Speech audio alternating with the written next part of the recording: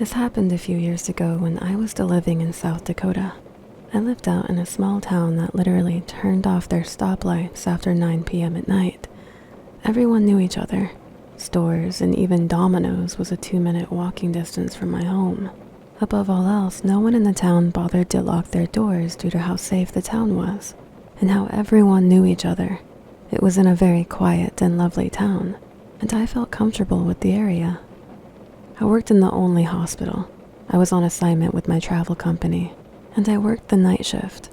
I know it's cliche, and I can see the eye rolls already happening. However, I honestly liked working the night shift. It was usually quiet except for days when there was a full moon, strangely enough.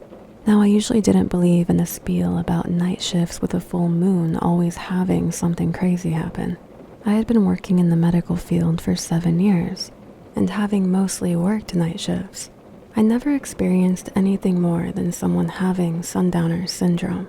But on this summer night it was raining, and the moon was playing hide and seek through the rolling clouds. Lightning flashed and the thunder roared outside. The wind practically had nails that evening. They screeched across the roof with a ghostly voice, as if they were trying to wake the dead, or all of my residents.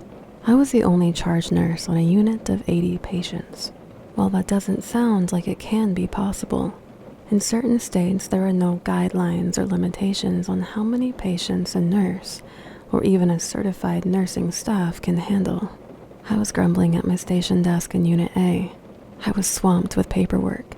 I had to complete an admission, medications to check in, and prep the paperwork and vials for the blood draws for the 5 a.m. labs.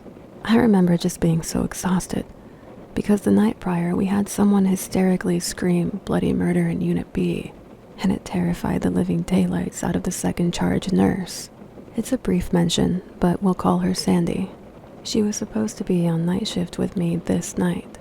Sandy had been so shaken up by the event, because when she had gone to check the patient kept insisting that death was in the room, and its scythe was to his throat.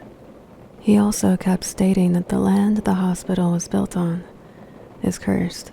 It was understandable why she had called out, stating she was feeling unwell. But damn it all, I was tired myself, and I hadn't gotten much sleep either. I remember closing my eyes and then hearing someone approach the nurse's station. I had thought it was one of my CNAs doing her rounds and didn't think much of it, until the footsteps stopped at the desk. Opening my eyes, I looked to see one of my regular sundowner patients. However, she was staring right beside me, rather than looking at me. "Hello, Mary. Is it breakfast yet?" she said in a chipper tone as I frowned and got up from my seat. "Mrs. H, no one by the name of Mary is here. Are you all right?" I asked, my eyes casting to the spot where she was looking so intently. "Oh, Mary, I'm sorry," Mrs. H stated aloud and then finally looked at me. "Char, would you be a dear and help me back to my room? It seems I've gotten the times mixed up again." Walking to the other side of the nurse's station, I gently placed my hand on Mrs. H's arm and began to guide her. "Mrs. H, who is Mary?" I asked. I know that we aren't supposed to feed into any type of delusions or hallucinations that a patient has, but the way Mrs. H had been looking at that one spot next to me gave me a funny feeling. "Oh, Mary, the charge nurse, she comes here only at night. She used to come all the time, but now she can only be here on certain nights, is what she told me the other day." Without looking too much into it, I tucked Mrs. H back into bed and put on her alarm that would trigger if she tried to leave her bed unattended. Shaking my head, I saw one of my CNAs doing her rounds in Unit B. Let me explain that there were 2 units, Unit A and Unit B. Usually we had 1 nurse to each unit, and 2 CNAs for each unit as well. To put it a little bluntly, we were a bit screwed that night, due to the incident of the night before, so we were short-staffed. That left only myself and 2 other CNAs on shift. It made it really difficult for us to get all of our work duties completed and do rounds at the same time. I approached the CNA I had seen. "Sheila, I'm gonna still be at Unit A. If you guys need me, just walkie me, please." Sheila nodded to me and continued to do her rounds as I walked around like a zombie back to my chair. Then I noticed my files had been moved all around my desk. I sighed in frustration and a bit of defeat. I must have toppled the files over when I got up, so I thought. I got comfy in my desk chair and began to do work again. I was very concentrated on inputting data and writing notes for the patients I had given midnight medications to. I felt my eyes begin to droop a little, so I began to rub my temples. I saw someone approach me from the side. Her attire was of white, so I assumed it was Sheila or Kate, because both CNAs had worn white scrubs that day. "Where is the linens closet?" said a voice. It was very soft, a faint whisper. Without looking up, I replied, "Down the hall towards the entrance to the ER section. Are you becoming forgetful tonight?" I said jokingly, assuming it was one of my CNAs. I still focused on my paperwork, and the figure stood there for a moment more before almost gliding out of my vision. I closed my eyes again and shook my head.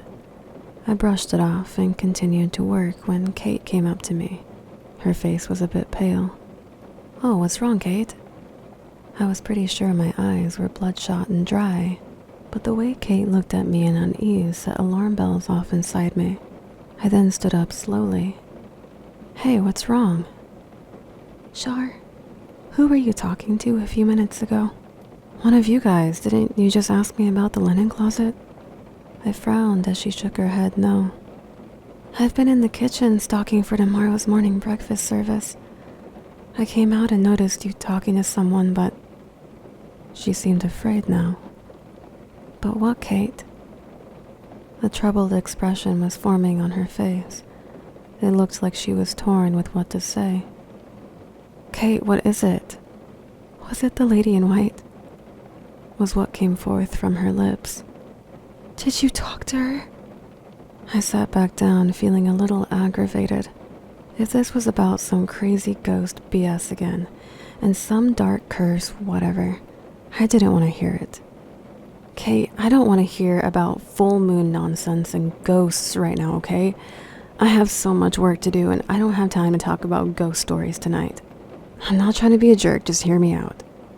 Kate held up her hands. Fear still edged across her face. "Shar, please be careful who you speak to, especially here." I gave her a look and breathed a heavy sigh. "Kate, I appreciate your concern, but I honestly blame this on my lack of sleep. I haven't gotten a lot lately. Don't worry about me." I went back to work as Kate began to wring the hem of her white scrub top.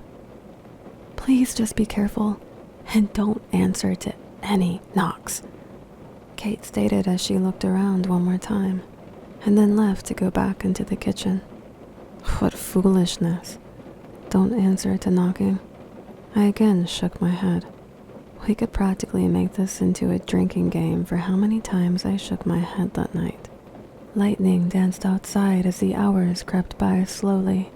The storm went into full gear as hail began to pummel the rook at 5 a.m., the same time I made my blood draw rounds.